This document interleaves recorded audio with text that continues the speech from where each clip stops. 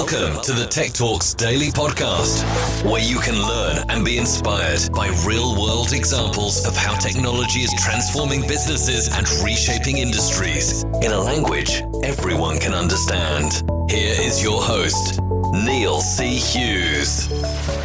Welcome back to the Tech Talks Daily Podcast. Now, if you live in a big city such as New York or London, you might look around and think, will these big city skyscrapers and big office buildings ever be full of life again? And as we explore hybrid working, the reality is many businesses won't need as much office space as they had before. And how will that affect a city? I think every business is going to need to be much smarter with the office space that they use. So today I've invited Dinesh Malkani, founder and CEO of Smarten Spaces, and his company provides an AI-based technology platform and solution to help businesses transition back to the workplace in a safe and secure manner. And Smarten Spaces is working with Fortune 500 companies across 50 cities globally. So today I want to talk about all this, the hybrid workplace, back to work technology, the future of the workplace, making offices safe again, and so much more. So buckle up and hold on tight as I beam your ears all the way to Singapore, where Dinesh is waiting to speak with us. So a massive warm welcome to the show, Dinesh. Can you tell the listeners a little about who you are and what you do? Okay, excellent, Neil. Thank you very much. So I basically run Smarten Spaces. I founded this company about 4 years ago. That was after having spent 25 years working in the corporate world. So this clearly seems very different. I worked for companies like Cisco and AT&T and others through my career. And now Smarten Spaces over the last 4 years has become kind of a world leader in the digital and hybrid workplace technology space. So I'm pretty excited about that.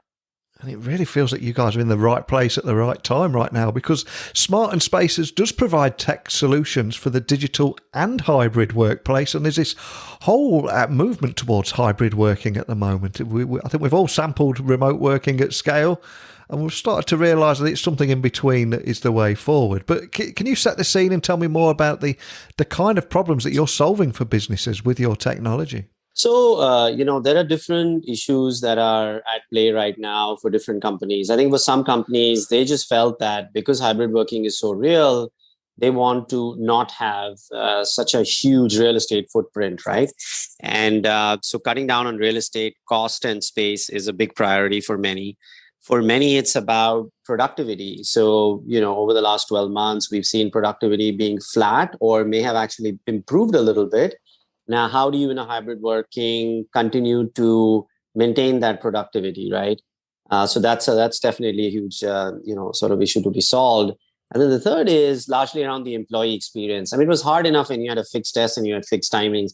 Now you have flexible working hours, you have flexible days in which you can come in, you have social distancing. So from an employee perspective, if you don't give them that seamless experience, obviously they just then want to stay at home, right?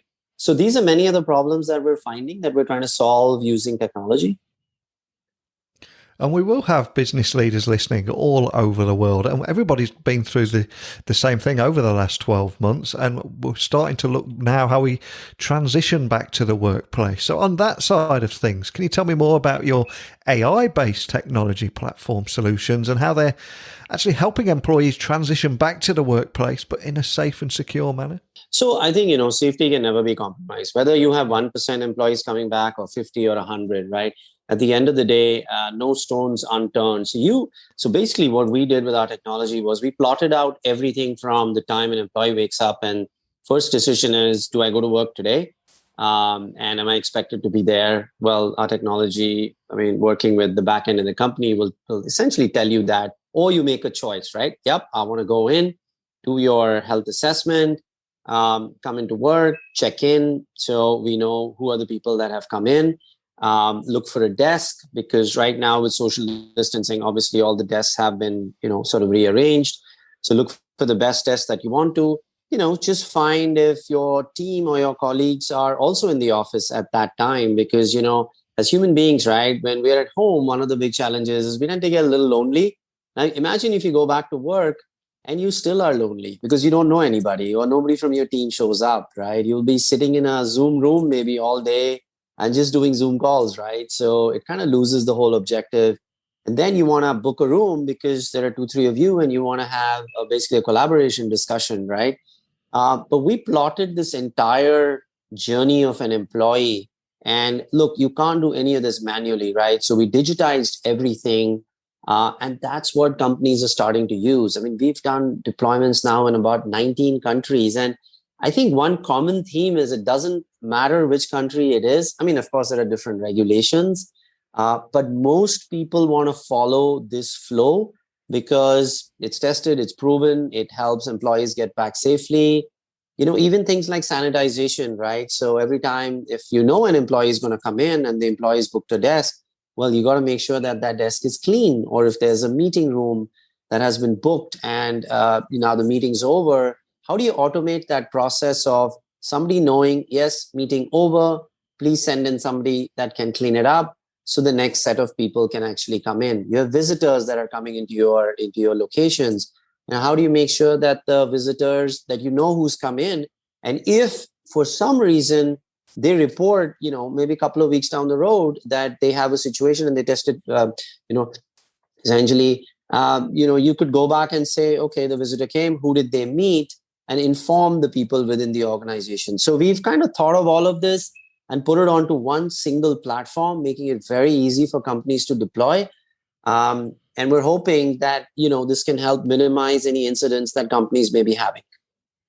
And I think I should also highlight that Smarten Spaces is actually working with Fortune 500 companies across 50 plus cities around the world. And I understand, I know you probably can't name too many of your clients, especially by name, but can you offer any use cases that will just help listeners understand how your tech could possibly work in their world too? Yeah, so sure. I mean, I look at countries like, for example, Australia, right? Australia opened up about 5 or 6 months ago, and hybrid was the way to go. Many of the large companies there, many of them Fortune 500, they decided to kind of deploy the technology for firstly making sure that, people came back in teams that knew each other so that as they worked, their productivity went up. Now, our AI-based software kind of looks at how those teams can be buttoned back together, who's in the team, which days can they come back. Space gets basically allocated for them, neighborhoods gets created. But those are the things that I find, a whole bunch of customers in Australia use. Now, for example, the US, we're working with somebody like Mondelez, right? And they have factories and they have offices. And how do you make sure that as workers are coming back, as employees are coming back, they have the ability to do their health declarations, make sure the temperature's all been checked, and ensure that, they keep account so that you don't exceed and you don't overcrowd the place.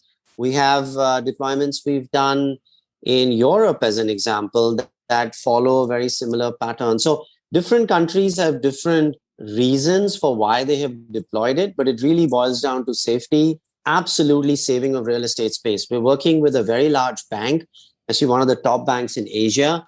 And, they clearly called out that they're shifting to hybrid, not just for today, but this is going to be the new normal for them for many years to come.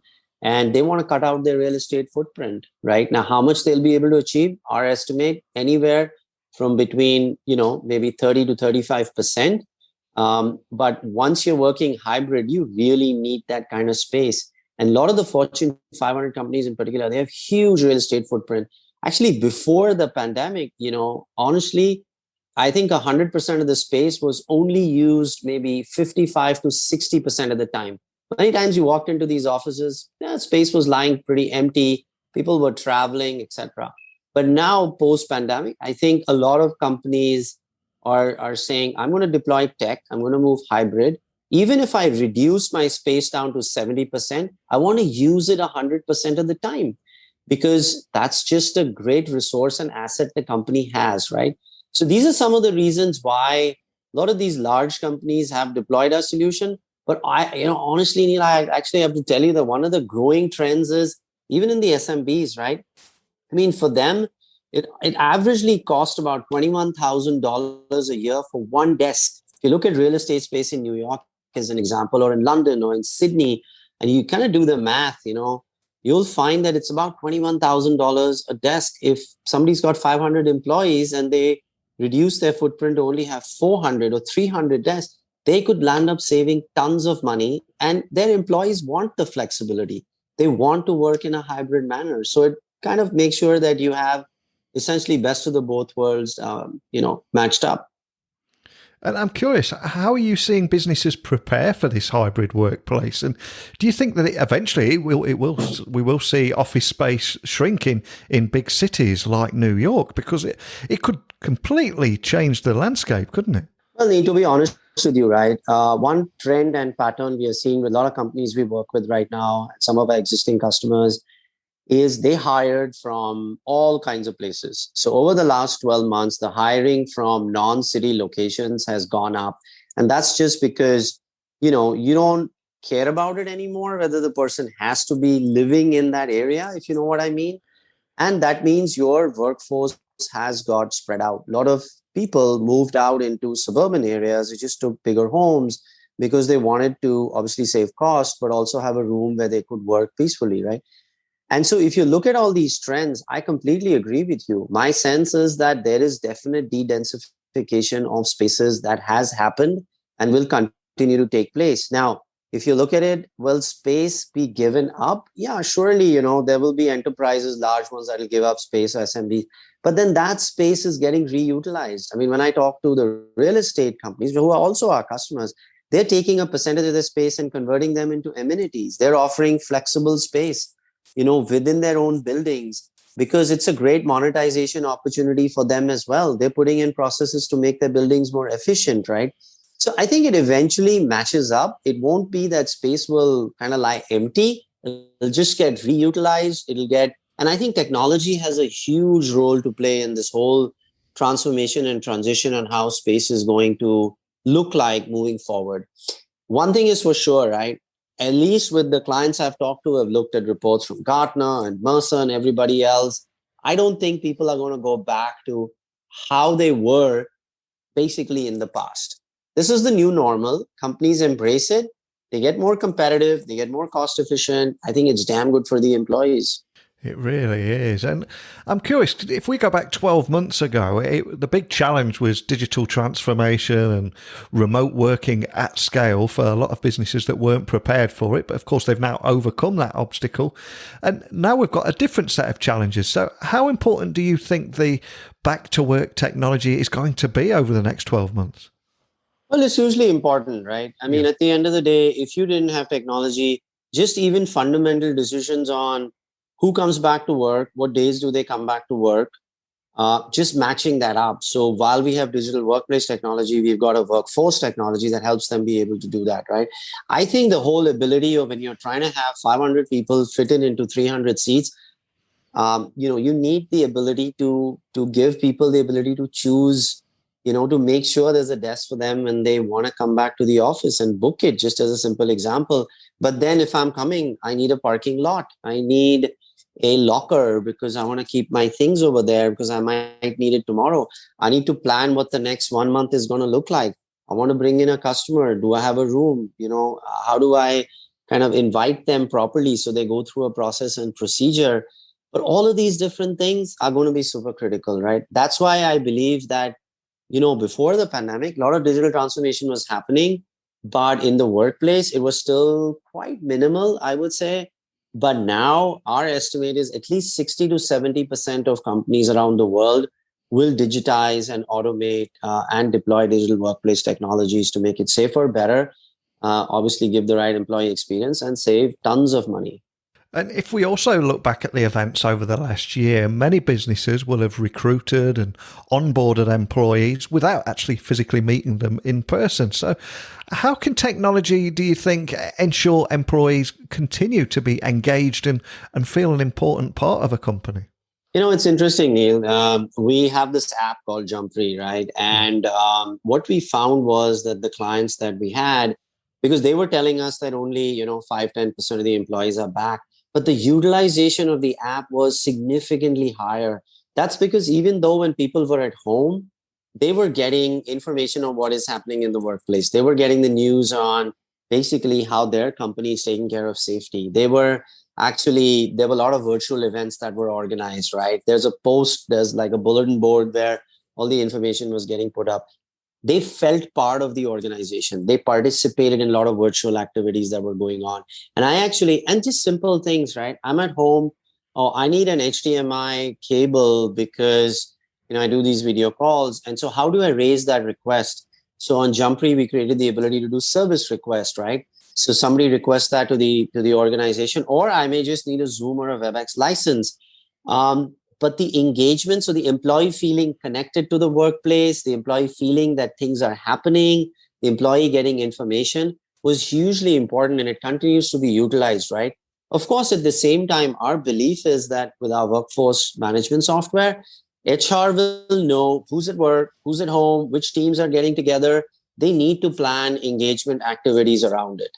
See, at the end of the day, in this new world, the role of the HR person, the workplace person, and the technology person is super critical, but the three of them have to work together, right? And I know for sure, we've got clients that have the HR, they will look at, okay, who's coming on a Monday, Wednesday, Thursday versus a Tuesday, and sort of, and then they try and plan things that can be done. Of course, they don't want big groups of people congregating together, but they want to create more small engagement activities, when people are back to work. But for the ones that are at home, they figure out ways how to get them in virtually so they don't miss out. Imagine having a pizza party and everybody's having pizza, but you're just watching pictures and feeling like, damn, I wish I could be there, right? Well, get them one delivered at home, because now you know what the teams are doing. So visibility, planning, these are things that become super critical. And if I was to ask you to gaze into a virtual crystal ball and look at the future, what does the future of the workplace look like to you? And what role do you see Smarten Spaces playing in that future?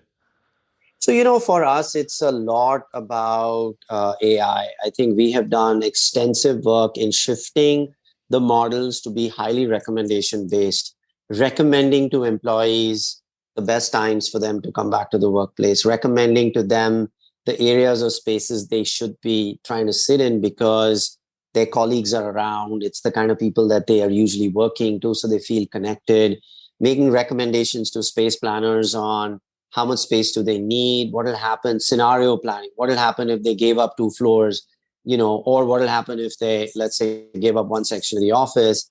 But we're starting to see that the whole employee experience needs to be highly recommendation based. It needs to be highly tailored to that individual employee and to companies, again, as they do their planning and other things. But that's the future, right? I mean, that's the direction that it's headed in. Now, we connect to all kinds of sensors and Wi-Fi devices and everything else because we're getting a lot of data from there also, so that the utilization patterns, just energy. We just opened a living lab here, right? And we're monitoring energy there. I can tell you that every time the carbon dioxide level goes beyond 1,000 ppm, I feel a little, it's not the same, the energy level in the room. We like to keep it at about 800. We do monitor the air quality. We pump in, air and just connect with the BMS systems. But that's really what the future is. I feel that the workplace is such an important part of the culture of an organization, but the experience has to change. Productivity's got to go up and costs got to go down. Completely agree with you there. And I've loved chatting with you today. But before I let you go, a question I always like to ask my guests is if there is a particular song or piece of music that has inspired them in their career or helps them get their head in the zone before going on stage or a big meeting, what would your song be and why? Eye of the Tiger, basically in the movie Rocky. Yeah. That's my absolute favorite, right? So if I'm going to a really big meeting and I'm a little nervous, trust me, I listen to that song and I feel pretty good about it. I do well. Loves that. I'm a big No Easy Way Out man from Rocky IV soundtrack too. Okay, That's a good choice. But finally, for anyone listening who would like to find out more information about the work you're doing there and how you could help them, what's the best way of finding you online and contacting your team if they've got any questions? Cool. I'm on LinkedIn, Dinesh Malkani. Just do a search on me, smartenspaces.com. You can go in, just fill up the form, and somebody will get in touch with you basically almost instantly, right? So we're global. We're now deployed. Actually, we just deployed in about 75 cities around the world, Neil. We're 19 countries, so very happy to for anybody that reaches out. I love that. There's so much I've loved about chatting with you today about that, preparing for the hybrid workplace, back to work technology, the role that that's going to play, and what the future of the workplace will look like. So much gold in there, but more than anything, just thank you for taking the time to sit down and share that with me today. Thank you, Neil. I enjoyed this conversation. Much appreciated. Thank you. How are you and your business thinking about office space differently? And what is your opinions on the hybrid workplace, back to work technology to keep office space safe? And how do you see the future of the workplace? Over to you. Please email me, techblogwriter@outlook.com. LinkedIn, Twitter, Instagram is just at Neil C. Hughes. And my website is techblogwriter.co.uk, where you'll find over 1,600 interviews we've completed now on this podcast. So please keep those messages coming in. We've got a huge guest coming up in the next week or so. I can't reveal too much yet, but keep your ears peeled for that one. But I'm going to go now on that big teaser. So a big thank you for listening. And until next time, don't be a stranger. Thank you for listening to the Tech Talks Daily Podcast with Neil C. Hughes. Remember, technology works best when it brings people together.